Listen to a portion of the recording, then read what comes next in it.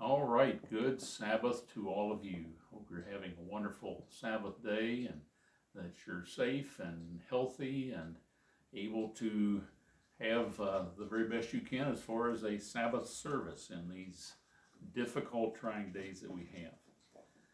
You have on the screen a picture that we want to give credit to Ethan Kent for, using it as the backdrop for the slides that will have the many scriptures on it today. This will be a shorter message, more so of a kind of a long sermonette, but this will field this fundamental question that does come in from time to time. And that question is, what is the proper order of the Passover service? In other words, you're aware that our practice is to have the foot washing, then the then the bread, and then the wine. Why do we do it in that particular order? What was the order in accordance with the events of that night when Jesus was there with the disciples? Now we have challenges in actually putting this together, but it is possible to piece it all together. For example, John, in his gospel, mentions only the foot washing, but does not address the breaking of the bread and the passing of the wine. The other three gospel writers, Matthew, Mark, and Luke, all three mention the bread and the wine, but they do not mention the foot washing.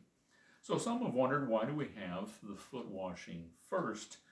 And we'll be able to piece that together. We'll be looking at a lot of scriptures, and that's why I put them all on the slides, so you'll be able to look at them, since we'll be flipping back and forth between four Gospels quite a bit. Let's start in Matthew 26, verse 26. This is from the New King James Version. And as they were eating, Jesus took bread, blessed and broke it, and gave it to the disciples and said, "Take, eat. This is my body." So it very clearly tells us that when the bread was blessed, it was during the dinner, the supper, the meal that they were eating as a part of the Old Testament Passover, that they would have been having that meal that night. Now, if we look at other translations, just noticing this first phrase, King James says, "and as they were eating." Revised Standard Version, now as they were eating. New Revised Standard, while they were eating. Young's Literal, and while they were eating. And then the Weymouth, during the meal. So all of the translations that I've seen agree in the way that it is rendered, and that it was during the meal, that during, while, or as they ate the meal, the bread was given, and then each account follows with then the taking of, or the passing of the wine. Now let's go to Mark's account of the same event. Mark 14, verse 22. And as they were eating, Jesus took bread, blessed and broke it, and gave it to them and said, "Take, eat, this is my body." So Mark's account is in harmony with what we just read in Matthew. Notice on Mark's account, other translations render that initial phrase, as they were eating, as they did eat, while they were taking food, or during the meal. So there's harmony in that. When the bread was broken and passed, the meal had begun. The bread was taken during the meal. The wine was afterward, but it was either later in the meal, or Luke's account even indicates it may have been right at the end of the meal. But we're left with the question, when did the foot washing take place? How do we know the order? Well, John's gospel provides us a challenge but he also provides us with the timing of one particular event that allows us to piece together all of the steps of what transpired that night. Now, John 13, verse 2.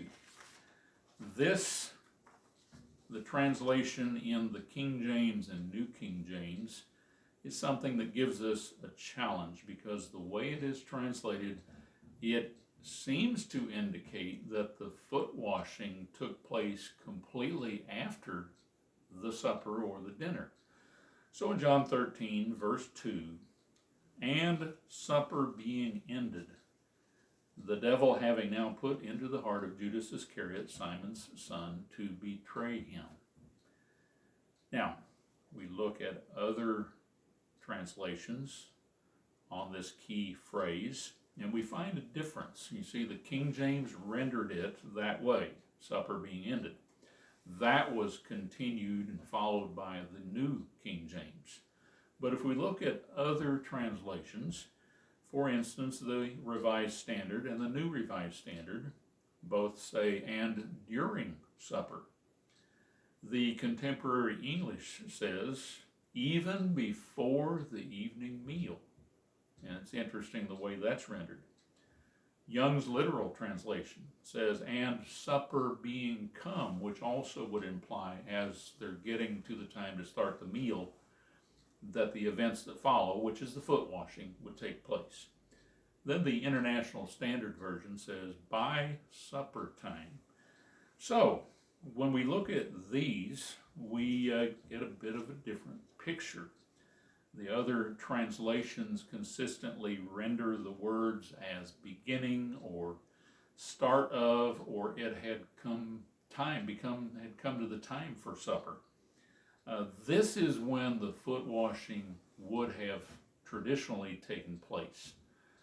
As we study Jewish culture of the first century, whenever you had a meal, whenever you had guests to your home, when they arrived, again, remember that's an arid and hence dusty climate. They're walking in sandals.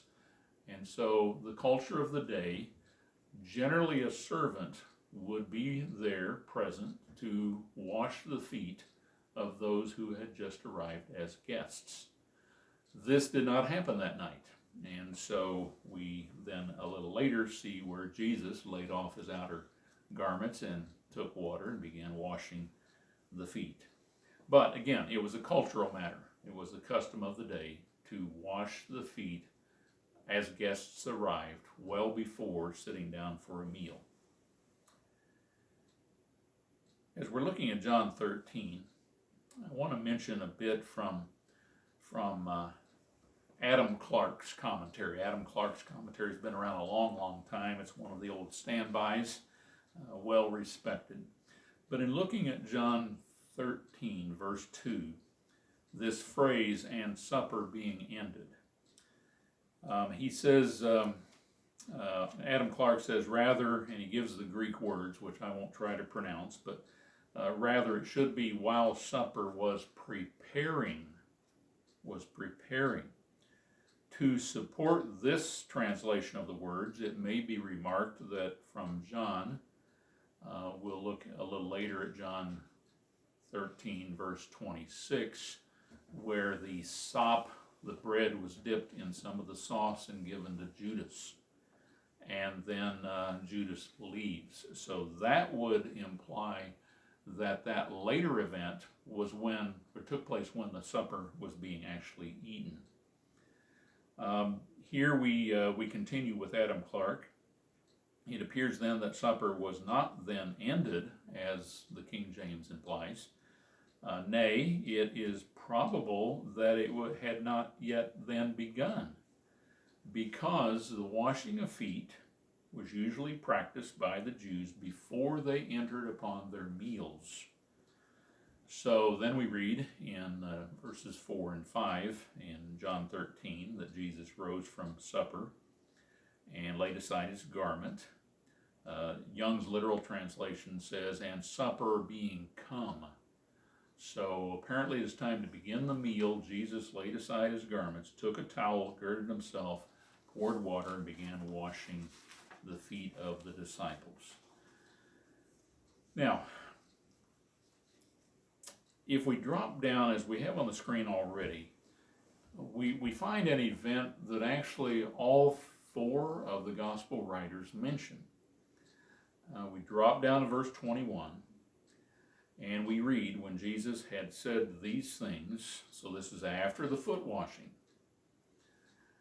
he was more troubled in spirit and testified and said, most assuredly I say to you, one of you will betray me. Then the disciples looked at one another, perplexed about whom he spoke. So you're familiar enough with the story. This is where John was reclining against Jesus, and Peter is the one that said, find out who he's talking about. And Jesus told John, it's the one to whom I'll give the sop, as the King James uses the word, or the bread, the unleavened bread that was then dipped in the sauce. They would have had the lamb, the bitter herbs, dipped in a sauce, and then he hands it to Judas Iscariot. And let's also tie in the fact that Matthew, we'll look at Matthew and then Mark. Matthew 26, verse 20. When evening had come, he sat down with the 12. Now, as they were eating, he said, assuredly, I say to you, one of you will betray me. And then the verses that follow, he mentions taking the bread and then taking the wine. So it gives us enough of a clue to realize there was a foot washing, a meal began. Somewhere along the course of it, Jesus gave the identity to John of who would betray him. Judas leaves. We have difficulty exactly nailing down when Judas left, but it would seem to be, and most have concluded, I certainly have concluded, that Judas would have left. Then we have the breaking of the bread as a new symbol, and then later the giving of the wine. One of you will betray me. Now, Mark's account, Mark 14, verse 17. In the evening he came with the 12. Now as they sat and ate, Jesus said, assuredly I say to you, one of you who eats with me will betray me. And then his account also, just after that, mentions the taking of the bread, followed by the wine. So, Matthew and Mark both state they were still at the table when Jesus mentioned being betrayed by one. They were eating supper. So, as we would read in John's account, going back to John 13, verse 26, Jesus answered, this is after John asks, who is this betrayer? It is he to whom I shall give a piece of bread when I have dipped it. And having dipped the bread, he gave it to Judas Iscariot, the son of Simon. Verse 27, now after the piece of bread, Satan entered him. Then Jesus said to him, what you do, do quickly. A couple more verses there, but then in verse 30, having received the piece of bread, he, that's Judas, went out immediately, and it was night. So Judas departs. He is not there for the remainder of the meeting, the dinner, and then the instruction where Christ gave them so many, what we have as chapters of his instruction that night. All right. For decades, the Ambassador College with the Gospels class used a particular harmony of the Gospels by A.T. Robertson. Robertson's harmony of the Gospels has it pieced together that Judas left the room, then it went to the bread and the wine. All right, let's go back to Matthew 26, verse 26 again. And as they were eating, Jesus took bread and blessed it, and broke it, and gave it to the disciples and said, take, eat, this is my body. So the Passover bread, they're eating a meal already, but apparently he took some bread. Maybe it was set aside for this purpose. It would seem to have been. takes that, asks a blessing upon it, breaks it, and gives it to the disciples. Then we come to, let's go to the wine, but let's shift over to Luke's account. Luke 22, verse 20. Likewise also the cup after supper. See, that's where it could be that it was right at the end of the meal, or even as the meal had concluded, that then wine was taken and it was blessed, and then the cup was passed for all to drink from. Continuing, saying, this cup is the New Testament in my blood, which is shed for you. And I will mention that the last account there in Matthew 26, after the bread and after the wine, then it mentions that they sang a hymn and went out to the Mount of Olives. So when we piece together the information from all four accounts, here's the order of events that we come to. The foot washing takes place while Judas is with them. This takes place either before the meal or maybe right at the beginning of the meal, because it obviously, the way it's worded, it was overlooked, and Jesus took care of that. The next event, the meal commences. During the course of this meal, Jesus mentions that one disciple would betray him. Then Judas is given the bread dipped in the sauce, and he departs. So all four gospel writers mention one disciple will be the betrayer, and John's account helps us to piece it together. It's after the foot washing, but we have the understanding that it's before the bread and the wine because Judas wasn't there. All right, the third event, the unleavened bread, somewhere in the course of the meal, is taken, blessed, broken, and served to the 12. Event number 4, this is followed by the serving of the wine, either late in the meal or perhaps at the very end of the meal. Then we have number 5, Jesus taught the disciples. We have the rest of John 13 all the way through chapters 14, 15, chapter 17 is his prayer to the Father. So he covers a great deal of information that night. And our tradition has been based upon that we read quite a few portions of those chapters on the Passover night. And then finally, in the final part of our Passover service, number 6 is that we sing a hymn based on the example of Matthew 26, verse 30, that says, when they had sung a hymn, they went out into the Mount of Olives.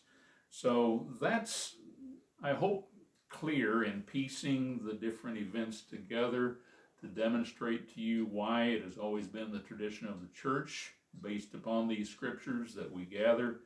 We have the foot washing.